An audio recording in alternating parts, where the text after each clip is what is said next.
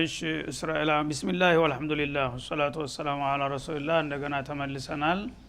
እንግዲህ ነብዩላህ ሸማዊል ወይም ሸምዑን በኒ እስራኤሎች ባቀረቡት ጥያቄ መሰረት አዲሱን ንጉስ ጌታ በሰጣቸው መስፈርት ለክተው በማስተዋወቅና በመከራከር ላይ ያሉ ነበርና የቆምነው። ከዛው ተነስተን እንቀጥላለን። ሰዎቹ ይሄ ሰውዬ ልምድና ወገን የለውም፣ እንደገና ደግሞ የደሃ ልጅ ነውና ወለም ተሰዓተ ሚነል ማል ገንዘብ ሰፋ ያለ ገንዘብ አልተሰጠውም የሚል ምክንያት አቅርበው ስልጣኑን ሊቀሙት ሞከሩ ማለት ነው። ነብዩላህ ሸማዊል ደግሞ እናንተ የምትሉት መስፈርት ያው ቢገኝ ጥሩ ነበረ፣ ካልሆነ ግን ብዙ የሚጎዳ ነገር አይደለም። በዛ አንጻር ይልቁንስ የሚያስፈልገው አንደኛ አላህ የመረጠው መሆኑ፣ ሁለተኛ በቂ ዕውቀት ያለው መሆኑና በተክልና በገጽታው ደግሞ ለስልጣን የተገባ የተሟላ ደስ የሚል ሰው መሆኑ በቂ ነው በማለት እያስረዷቸው ነበረ ማለት ነው። ወላሁ ዩእቲ ሙልከሁ መን የሻ አላህ ምን ጊዜም ቢሆን ቁልላሁመ ማሊከል ሙልክ ቱእቲል ሙልከ መን ተሻ እንዳለው ስልጣንን ለፈለገው ነው የሚሰጠው ማለት ነው። ሰው የጠበቀው ቀርቶ ያልጠበቀው ነው የሚሆነው። ስለዚህ ጌታ ከወሰነ ማንም ሊሽርና ሊቀይር የሚችል ነገር የለም። ይሄ ዋናው ወሳኝ ነው ማለት ነው። አላህ ደግሞ የትሩፋት ባለቤትና ትሩፋቱን ለማን እንደሚሰጥም ጠንቅቆ የሚያጌታ እስከሆነ ድረስ በእኔ በኩል የመጣው መረጃ ጣሉትን የሚመርጥ ነው እንጂ እናንተ እንደምትሉት አይደለም ሲሏቸው፣ አሁንም ሰዎቹ ሊቀበሉ አልቻሉም። ያው ምቀኞች ናቸውና ማለት ነው። ክርክሩን ቀጠሉበት። እውነት አንተ እንደምትለው በአርሎ እሱን አድርገው እንዳይሆን እንፈራለን፣ አላህ የመረጠው ለመሆኑ ምን ማረጋገጫ ምን ማስረጃ አለህ ይሏቸዋል ማለት ነው። ወቃለ ለሁም ነቢዩሁም ያነ ነቢዩላህ ሸምዑን ተነስተው ለማስረዳት አሁንም መረጃቸውን በማቅረብ እንደዚህ አሉ። ኢነ አየተ ሙልኪህ ይህ ጧሉት የተባለ ግለሰብ በእናንተ ላይ የመንገሱ ምልክት ማስረጃው ማረጋገጫው አሉ አን የእትየኩም ታቡት ሳንዱቁ ይመጣላችኋል። ለብዙ አመታት ጠፍቶ በጥላት ተነጥቆ የነበረው የምስጥር ዕቃችሁ ሳንዱቃችሁ ይመጣላችኋል። ፊህ በዛ በሳንዱቅ ውስጥ ሰኪነቱ ምን ረቢኩም ከጌታ የሆነ መረጋጋት የተሞላበት ሆኖ ወይም ተጌታ የሆነ ጸጋን ያዘለ ሆኖ ይመጣላችኋል ሳንዱቃቸው አላቸው። ወበቅየቱን ሚማ ተረከ አሉ ሙሳ ወአሉ ሃሩን ታላላቆቹ ዝነኛ ነቢያቶች ነቢዩላህ ሙሳና ሃሩን ትተውላችሁ ካለፉት ቅርጻ ቅርስ የተወሰኑ ቅርጻ ቅርሶች በዛ በሳንዱቅ ውስጥ እንዳሉ ተመልሶ ይመጣላችኋል ብለው ልዩ ምልክት ሰጡ ማለት ነው። ታሚሉል መላኢካ እንዴት ይመጣል ካላችሁ የአላህ መላእኮች ተሸክመው ያመጡታል በጋድ። ያኔ ይህ ሰውዬ የተላከ መሆኑን ወይም የተመረጠ መሆኑ በሱ ይረጋገጥላችኋል። ይሄ ከሆነስ ትስማማላችሁ አሏቸው። ይሄማ ከሆነ በጣም ነው እንጂ የምንስማማው አሉ። አይሆንም መስሏቸው እሺ አሉና ያው ጌታቸውን ጸለዩ ማለት ነው። ኢነ ፊ ዛሊከ ለአየተን ለኩም እንግዲህ ያ ለብዙ አመታት በጥላት ተነጥቃችሁ ተማርካችሁ የቆየው የታሪክ ቅርጻ ቅርጻችሁን የያዘው ታላቅ ሳንዱቅ ተመጣ እንደምትስማሙና ይሄንን ንጉስ እንደምትቀበሉ ቃል ገብታችኋል። ይሄ ግልጽ የሆነ ተጨባጭ ማስረጃ ነው። ኢን ኩንቱም ሙእሚኒን የምታምኑ ከሆናችሁ በእኔ ንቡዋ እንዲሁም ደግሞ በአዲሱ ንጉስ የምትስማሙ ከሆናችሁ ይሄን ምልክት እንደማስፈጽምላችሁ ነው በማለት ቃል አስገቧቸው። በዚህ ተስማማን አሉ ማለት ነው። አይሆንም መስሏቸው ያነ ዱዓ አደረጉ። ህዝብን ሰብስበው በአደባባይ ንጉሱን ከጎናቸው አቁመው ያ ረብ ሐቂቅ ለና هذه الآية በማለት ሙጥኝ ብለው ጸለዩ ማለት ነው። እና ይሄ ሳንዱቅ ወትሮ እንግዲህ ነብዩላህ ሙሳ በነበሩበት ጊዜ የተለያዩ ዕቃቸውን የሚያስቀምጡበት ሳንዱቅ ነበረ እና የምስጥር ዕቃ ነው። ወደ ጦርነትም በሚሄዱ ጊዜ ጭነውት በእንሰሳ ላይ ነበር የሚሄዱት፣ ቤት ተውት አይሄዱም ነበር ይባላል። ያን ሳንዱቅ በእንሰሳ ላይ ይጫንና በግመል ወይም በፈረስ ላይ ጭነውት ጦርነት ሲገቡ ፊት ለፊት ይልኩታል ማለት ነው። ያ ሳንዱቅ በሄደ ቁጥር ግርማ መጎስ አለው። ያ በመራ ቁጥር ጥላት ሊቋቋም አይችልም ማለት ነው። ጥላት ይፍረከረካል፣ በቀላሉ ድል ያደርጉ ነበር። በዛ ለብዙ ጊዜ ሲጠቀሙ ቆይተው ነበር ማለት ነው። በመጨረሻ ግን ያው እየወደቁና እየተዳከሙ ሲመጡ ከአላህ ሲርቁ ሰዎቹ ተጣላቸውና በአንድ ወቅት በጥላት ተማረከ ማለት ነው። ትልቁ ምስጥራቸው ተነጠቁ። ተተማረከ በኋላ ጥላት ጭኖ ወሰደው። አገሩ ዝም ብሎ እንዳልባል ዕቃ የጥላት ዕቃ ስለሆነ ዝም ብለው ጣሉት አልሆነ ቦታ ማለት ነው። እና ምስጥር ያለው መሆኑን አያውቁም እነሱ። የነብዩላህ ሙሳ ዘንግ አለበት። ያ የሙዕጂዛ ዘንግ ማለት ነው ውስጡ ሚማ ተረከ አሉ ሙሳ የሚለው ማለት ነው። የነብዩላህ ሃሩን ጥምጣም አለበት። እንደ ከዛ በላይ ደግሞ የተውራት አላህ ያወረደው ተውራት የሰሌዳ ስብባሪ አለ ውስጡ ማለት ነው። አላህ ከሰማይ ያወረደው ሰሌዳ እዛ ውስጥ ይገኛል ማለት ነው። ትልልቅ እንግዲህ ምስጢር ያላቸው እቃዎች ታሪካዊ እቃዎች አሉበት ማለት ነው። ይሄንን ነገር እንደያዘ እንደተቆለፈ ጥላት ነጥቆ ወስዶት እሱ ከሄደ በኋላ ነው ደብዛቸው የጠፋው የደቀቁት ማለት ነው። አሁን ያን ሳንዱቅ አላህ ያመጣላችኋል ብለው ነገሩትን ብዬ ይሄ ነብይ አዲሱ ነብይ ማለት ነው። ያ ሳንዱቅ በሚመጣና በመሐከላችሁ በሚገኝ ጊዜ ግርማችሁ ስልጣናችሁ የተመለሰ መሆኑን ይጠቁማል እሱ ራሱ። ይሄ ቢሆንላችሁ ተስማማላችሁ ሲሏቸው አዎን አሉ። ዱዓ አደረጉ። ልክ በአየር ላይ በአይናቸው እየታየ እንደ ጀት እየጮኸ መጣ ያ ሳንዱቅ ማለት ነው። መጣና አዲሱ ስዩም ንጉስ ጋር ፊቱ ላይ መጥቶ ቁጭ አለ ማለት ነው። እና ይሄው አስረክብ ያለሁኝ አለ ነብዩ። ይሄ ነው የአዲሱ ንጉስ እቃ የታሪክ እቃዎቻችን የተሞላበትን ይሄን ጌታ አስረክበዋል። መላእክቶች ይዘው መጡ በአየር ላይ ያንን አስረከቡ። ከዛ በኋላ ያለውል በግድ ለመቀበል ተገደዱ ማለት ነው። መፈናፈኛ የሌለው ነገር ሆነና በዚህ መልክ ተተቀበሉም በኋላ የመሸነፍ ጉዳይ እንጂ ከልባቸው አልተስማሙም አሁንም ማለት ነው። አሁንም ቅር እያላቸው ነው የተነጫነጩ መጭስ እንደፈረደብን የሞያ ያረኛ ሊገዛን ነው ብሎ እያሉ አሁንም ኩርፊያቸውን ቀጠሉ። በግድ ያው ተቀበሉ ለጊዜው ማለት ነው። ወበዙ ስራውን ሊጀምር ነው እንግዲህ ቀበሉም አይቀበሉም። ፈለማ ፈሰለ ጧሉቱ ቢልጁኑድ እና እንግዲህ ብዙ ውጣ ውረድና ክርክር ከተካሄደ በኋላ በመረጃ ሲያሸንፋቸው ስልጣኑን አስረከቡ ነው። ተተረከቡ በኋላ አዲሱ ንጉስ ስራውን ጀመረ። ስራው ምንድነው? ሀገሩ ወገኑ ደቆ በጥላት ተረግጦ ተጨፍጭፎ ስለከረመ የመጀመሪያው ወታደራዊ ኃይሉን ማጠናከርና በጥላቶቹ ላይ መዝመት ነበረ ማለት ነው። ነብዩ ነግረውታል ሚስጥሩን። አንተ ሰራዊት ክመርተ ተሄድክ እነዚህ ኃያልነን የሚሉት ጥላቶች ሁሉ ይፈረካከሳሉ ታሸንፋለህ ብለው ነግረውታል። እና የመጀመሪያው እንግዲህ ዋና ስለ ኢኮኖሚ ስለ ማህበራዊ ስለ ምን የሚባለውን ጣጣተውና ህልውናችንን መጀመሪያ ማስከበር አለብን ብሎ ወጣቱን አስተባብሮ አስታጥቆ ተንቀሳቀደ ወደ ጦር ሜዳ ሊሄድ ማለት ነው። ፈለማ ፈሰለ ጧሉቱ ቢልጁኑድ ጧሉት የተባለው አዲሱ ንጉስ ሰራዊቶቹን አስታጥቆና አሰልጥኖ ተመኖሪያ ሀገሩ ከከተማው ተንቀሳቅሶ ወደ ጦር ካምፕ በሚያመራበት ጊዜ ቃል ኢነላሃ ሙብተሊኩም ቢነሃሪና ሰራዊቶቹን ማስጠንቀቂያ ሰጣቸው። እነዚህ ሰራዊቶች ያው ህዝቦች ብዙ አልተስማሙም እንዳልዋጡት ስልጣኑን አውቋል። ስለዚህ እነዚህ ያልታመነ ኃይል ይዤ ጥላት ግንባር ሄጄ ችግር ላይ እንዳልወድቃለና እነዚህ ታጣቂዎች ምን ያህል እኔን ታዛዥ ናቸው ለኔ ታማኝ ናቸው ማለትን ለማረጋገጥ ፈተና ሊሰጣቸው ነው ማለት ነው። እንግዲህ አንድ መሪ በዙሪያው ያለው ኃይል የሚያቅፈው ከሆነ ነው መሪ ሊሆን የሚችለው። ያ ካልተሟላ ግን ወደ ጥላት ቢከድ እንደገና ሸዋ ብትን ብሎ ሊያስረክብህ ይችላል። ያ እንዳይሆን ሰራዊቱን ተከተማው ይዞ ወጣ ማለት ነው። ተወሰነ ቦታ ክልል ምሽግ ላይ ወሰደና መግለጫ ኮርስ ይሰጣቸው ጀመር። እንዴት እንደሚዋጉ ምን አላማቸው ምን እንደሆነ ምን ውጤት እንደሚያገኙ ማሰልጠን ጀመረ። እንደገና ያው ወታደራዊ ስልጣን እንደሚታወቀው ጠጣር ነው ህጉ እና አለቃ ያለህን መስማት አላማህን መከተል አለቃህን መስማት አለብህ። ሁለት ብቻ ነው መመሪያው። ከዛ ውጭ አስተያየት የሚባል ነገር የለም ማለት ነው። አሁን ለዛ ምን አደረጋቸው? እንግዲህ ሊፈትናቸው ስለፈለገ ቃል ኢነላሃ ሙብተሊኩም ቢነሃሪን አላቸው።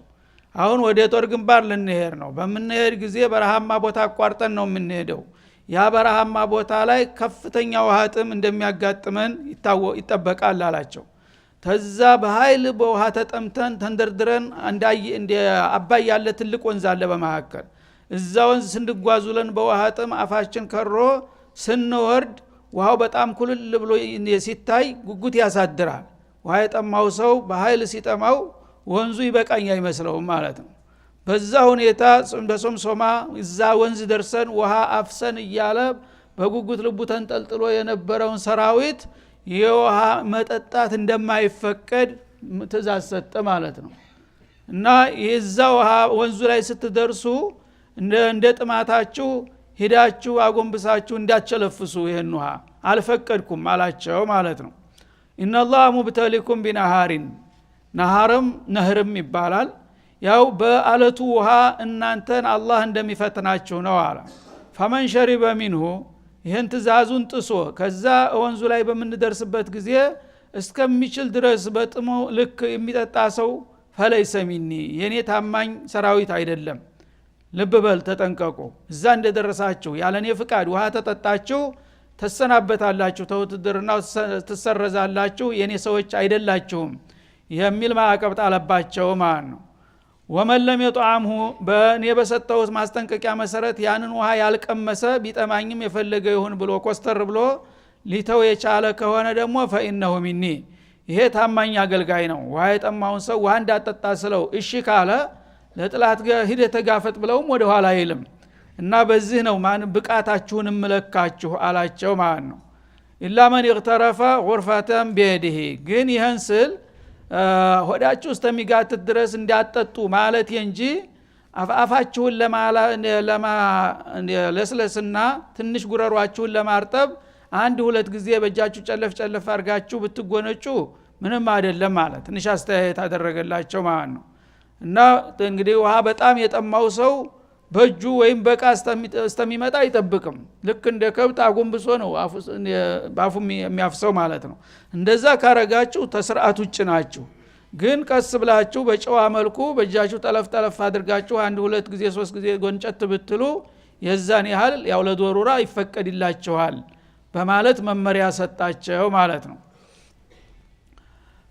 እና ይህን መመሪያ በሚሰጣቸው ጊዜ ወትሮም ቂምና ቅሬታ ስላለባቸው አላልናችሁም የደሃ ልጅ ወትሮውን ሳዳምን ሊያመጣ ውሃ እንኳን ትጠጡ የሚል ባለስልጣን መጣ ተባለ ማለት ነው። ለነሱ እንግዲህ አባባል ያው ሙበሪር ሆነላቸው ማለት ነው። አንድ ብሩህ አመለካከት ያለው ባለስልጣን እንዳውም አገሩን በኢኮኖሚ አንበሻብሾ የቅንጦ ኑሮ ያመጣል ተብሎ ይጠበቃል። ደሃ ግን ተድህነቱ ያው የለመደው ድህነት ነው የሚያመጣው። ውሃ እንኳን አላህ የፈጠረውን የወንዝ ውሃ ትጠጡ የሚል ይሄ ወትሮውንስ እንዴት ይሆናል ማለት ማቅረብ ነው ጀመሩ አብዛኛዎቹ ማለት ነው። አላህ የወፈቃቸው ጥቂቶቹ ግን በቃ አላህ መርጦታል፣ እንግዲህ አላህ ያለው ነው የሚሻለው፣ የፈለገውን ይበል እኔ እከተለዋለሁ የሚልም ተገኘ ማለት ነው። የሚፈለገው ይሄ ነው። እና የታሪክ ጸሐፍቶች እንደሚሉት ሰራዊቱ 80,000 ይሆን ነበር ብዛቱ ይላል። በዛ ዘመን 80,000 ሰራዊት ማለት በአሁኑ ጊዜ ከ8 ሚሊዮን በላይ የሚገመት ነው ማለት ነው። ትልቅ ኃይል ነበር ያሰለፈው። ግን ብዛት ብዙ ጊዜ ውጤት አያመጣም። ጎበዝ ነው ሰውየው፣ ዒልም ስላለው አላህ ተሰጦ ሰጥቶታል። በብዛት አልመካም በብቃት እንጂ ብሎ አበጥሮ ሊያወጣው ነው ያን ግብስባስ የፈለገው ማለት ነው።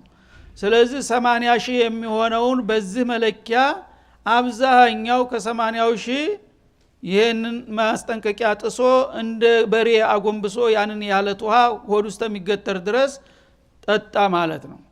ጥቂቶቹ 313 የሚሆኑ ግለሰቦች ብቻ ቀሩ ትእዛዝ የሚያከብሩ ማለት ነው። ሱብሃንአላህ 1000 እንኳን አይተርፍም ከ80,000 ይሄው እንግዲህ ብዛትና እንትን ነገር ማለት ነው። 313 ልክ ቢአደዲ አህሊ በድር የኛ ነብይ አለይሂ ሰላቱ ወሰለም የመጀመሪያውን ታሪካዊ ጦርነት ሲያደርጉ 313 ወይም 14 ግለሰቦች ይዘው ነው ያን አስገራሚ ዲል ያበሰሩት ማለት ነው። ጧሉትም በዛ ቁጥር ነበረ ታማኝ ወታደሮችን ያገኘው ማለት ነው።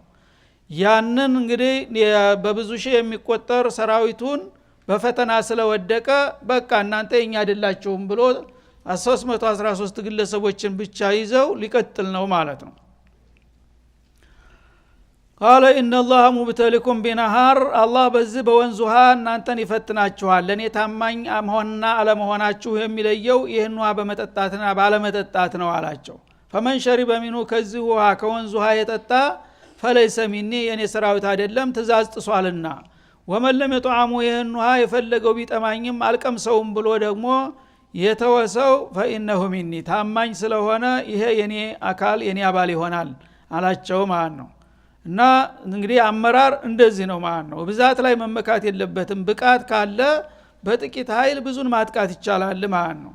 ኢላ መን ይግተረፈ ጉርፈተን ቢየዲሂ ግን ደግሞ በጣም መስፈርቱን አክሮ እነዚህን ጥቂቶቹንም ላለማጣት አሁንም ሲያስየን አማራጭ ሰጠ ማለት ነው። ማስተዛዘኛ ጨርሳችሁ አፋችሁ ደርቆ ምንም ነገር እንዳትቀምሱ ጠብታ ማለት አይደለም።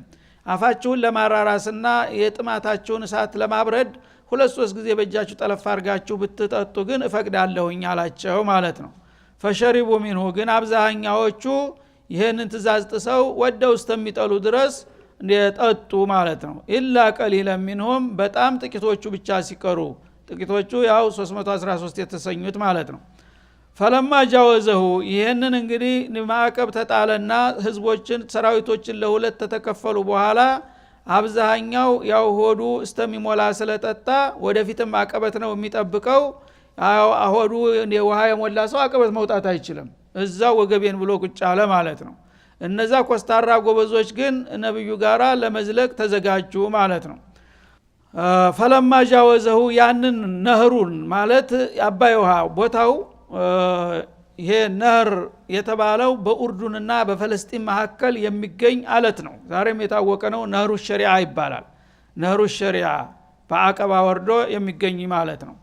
በዛ ቦታ ላይ እንግዲህ አለት ወርደው ያንን ሁሉ በ80 ሺህ የሚቆጠር ሰው ያንን ውሃ ገትቶ በመጨረሻ ልክ ውሃው ጋራ ፍርሃቱን ነው የተጋተው።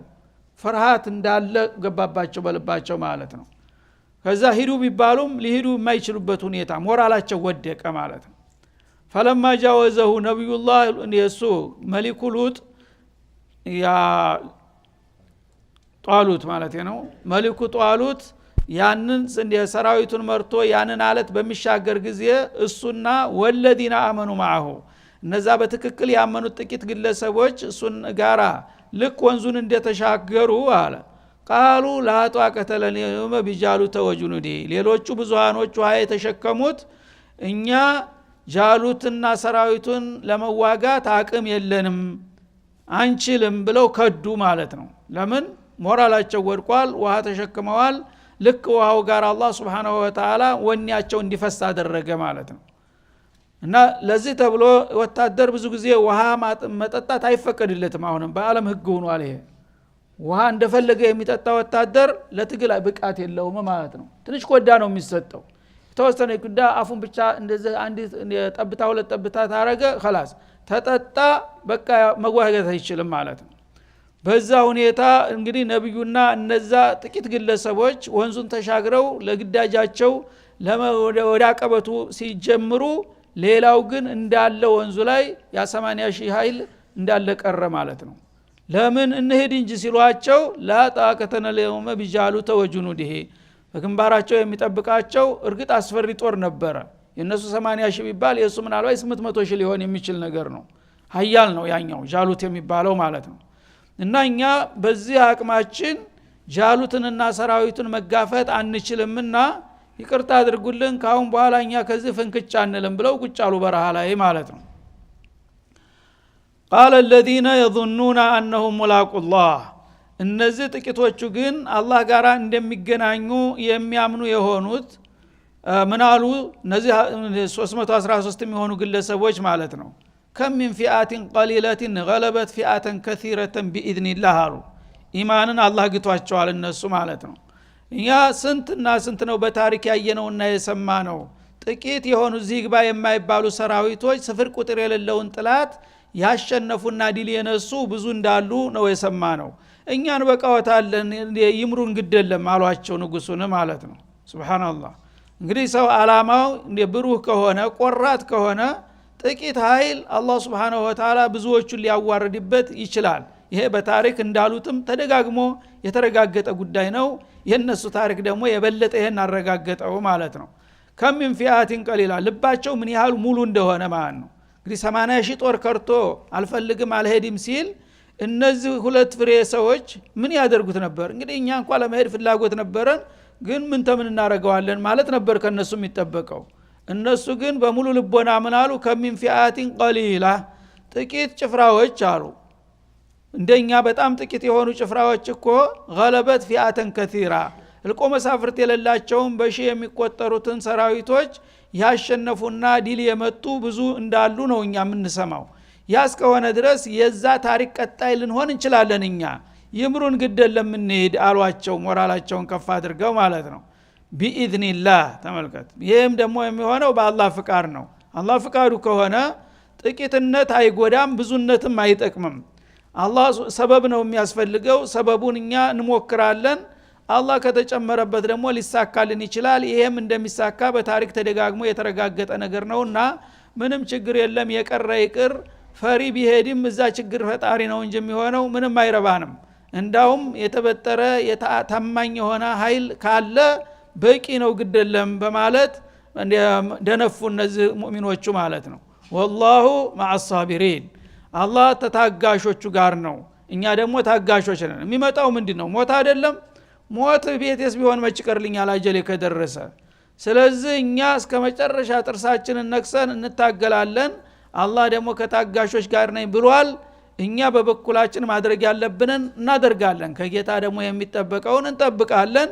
ምንም ችግር የለም፣ ይምሩን እንቀጥል በማለት ከፍተኛ ወኔ የተሞላበት መግለጫ ሰጡ እነዚህ ጥቂት ሰዎች ማለት ነው። ያኔ ንጉሱም የሚፈልገው ይሄን ነበረ። እነዚህ ጥቂትም ቢሆኑ ልበ ሙሉ የሆኑ ጀግኖች ቆራጦች ከሆኑ እነሱን ይጀሄዳለህ የሚለውን እሱም ተስማማበት ማለት ነው። እና በዚህ ሁኔታ ላይ ያሉ ያው ጉዞው ቀጠለ። ያ 80 ሺህ እንዳለ ዘቅጦ ቀረ በረሃ ውስጥ ማለት ነው። በሚቀጥልበት ጊዜ የተጠበቀው ያልተጠበቀው አላህ ያለው ነገር በሚሆንበት ጊዜ መጀመሪያ ይሄ ሰራዊት ሲነሳ አገር ክተት ተብሎ ነው እንግዲህ የተነሳው፣ በገፍ ነበረ። በዛ ጊዜ ነብዩላህ ዳውድ ህፃን ልጅ ናቸው። ምናልባት የ10 አመት ወይም የ12 አመት እድሜ ነበሩ። ገና ህፃን ናቸው። ፍየል እረኛ ነበሩ የዛ ጊዜ ማለት ነው። ትልልቅ ወንድሞች አሏቸው፣ 10 ወንድሞች ጀግኖች ከሳቸው በላይ ማለት ነው። 10 ሁሉ ለውትድርና እድሜያቸው ስለደረሰ ተመዘገቡ። እሳቸው ግን ወንድሞች ከሄዱ እኔም አልቀርም ብለው ልጅ ያው ታቃላ ታላቅ ወንድሙ ሲወጣ አብሬ ልውጣ ነው የሚለው። እወጣለሁ ብለው አለቀሱ። አንተ ገና ልጅ ነህ እኮ ጦርነት እኮ ነው ሰርግ አይደለም የሚሄዱት ምናምን ቢሉት የት ይገባዋል? የፈለገ ሆነ አባ ወንድሞች የሄዱበት መሄድ አለብኝ ይላል ማለት። እዛ ጊዜ ሰዎቹ ቢያባብሉት ቢያስፈራሩት አይቀበልም ይሄ ህፃን ማለት ነው። ለካ የአላህ ሚስጥር አይታወቅም። ነስሩ የዲሉ ቁልፍ ያለው እዚህ ህፃን ልጅ እጅ ነበረ ማለት ነው። ሰዎቹ ያው ለማስቀረት አልቻሉም። በመጨረሻ ያው ነብዩን ለንጉሱ ነግረን ንጉሱ አስፈራርቶ እንዲያስቀረው ማድረግ አለብን አሉና ሄደው ነገሩ። ይሄው እኛ ለዘመቻው 10 ጀግኖች አሰልፈናል በእኛ ቤተሰብ ውስጥ፣ ግን የመጨረሻ ህፃኑ ልጅም አብሬ ከወንድሞቼ ካልሄድኩ ብሎ አስቸገረንና እሰው እንግዲህ የሚሉትን ይበሉ ብለው ነግሯታል። ያ ጊዜ እስቲ አምጡት አሉ። ልጁን ልገምግመው አሉ። ሲያዩት ንጉሱ ሲያየው ጎበዝ ነውና ይሄ ልጅ ምስጢር ያለው መሆኑን አወቀ ማለት ነው። ግን ህጉ አይፈቅድለትም። በህጉ ስለማይፈቅድለት ህፃን እኔ ብትሄድ ደስ ይለኝ ነበር ልጅ ከወንድሞች ከምትለይ፣ ግን ህጉ አይፈቅድም። አቅመ አዳም ያልደረሰ ሰው ጦርነት መሄድ የለበትም ይሉታል ማለት ነው። እና እሱ ይከራከራል ንጉሱን ማለት ነው። ተነስቶ አንተ የምትፈልገው ጥሩ ወታደር ማግኘት ነው ወይስ እድሜና እንትን አላቸው። ጀግና ታሪክ የሚሰራ ሰው ትፈልጋለህ? እኔ ከማንም ጀግና ያነስኩ አይደለሁም እርግጠኛ ነኝ አላቸው። ለዚህ ማስረጃ ማምጣት ይችላለሁ። አይፈቅድልኝም እንጂ እሱማ ጥሩ ነበረ። የሰው ጥረት አለ ወትሮውንም ይፈልጋሉ። እና አሁን እንዴት አድርጌ ህፃን ልጅ ይሄዳለሁኝ ሲል እንግዲህ አንተ አለ የተባለውን ጀግና ምረጥና ከሱ ጋር አወዳድረኝ አላቸው። ለዚህ ማረጋገጫ ታምነኝ ከሆነ እኔ ፍየል እጠብቃለሁ በበረሃ ፍየሎችን በጎችን ተኩላ ልትበላ ስትመጣ ተኩላን አሳድጄ እግሯን ይዤ በዱላ ቀጥቅጬ የምገል ጎበዝ ነኝ አለ። የ10 አመት ልጅ ማለት ነው። እና አንድ ተኩላ የኔን በግ አትደፍራትም አለ። ይሄን ያደርጋል እንደ ብለው ሲጠይቁ ይሄማ የታወቀ ነው አገር ሁሉ ያውቃል እሱ ይሄን እንደሚያደርግ መሰከሩ። ምን ይጅል ነው ታዲያ እንዲህ አይነቱን ትጨምር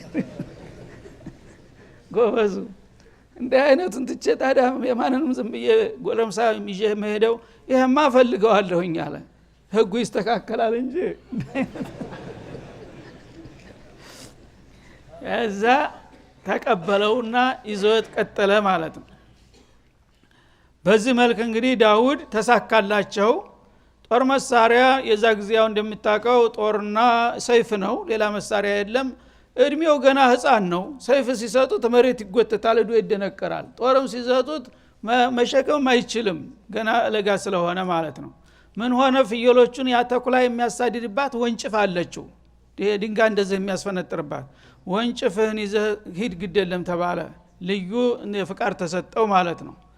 በዚህ ሁኔታ ወንድሞቹ ጋራ ያው ዳውድ ቀጠለ በሰራዊቱ። ከዛ ከ113ቱ አንዱ የህፃን ሆነ ማለት ነው። ሌላው ያ ሁሉ እንግዲህ በሺህ የተቆጠረ በሬ የሚያህል ጎረምሳ ዘዘቅጦ ቀረ። በዚህ መልክ እንግዲህ አላህ Subhanahu Wa Ta'ala ሚስጥሩን ከሱ ጋር ነበርና ያስቀመጠው። ያው ጦር ሜዳ ሄዶ ፍጥጫው ውጊያው ፍልሚያው ሊጀመር ነው ማለት ነው።